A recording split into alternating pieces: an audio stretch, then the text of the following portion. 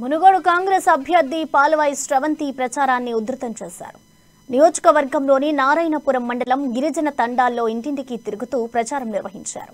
ఈ సందర్భంగా ఆమె మాట్లాడుతూ ఆడబిడ్డగా ఓట్లు అడుగుతున్నాను, నన్ను ఆశీర్వదించండి, టీఆర్ఎస్ బీజేపీలకు బుద్ధి చెప్పాలని ఓటర్లను కోరారు.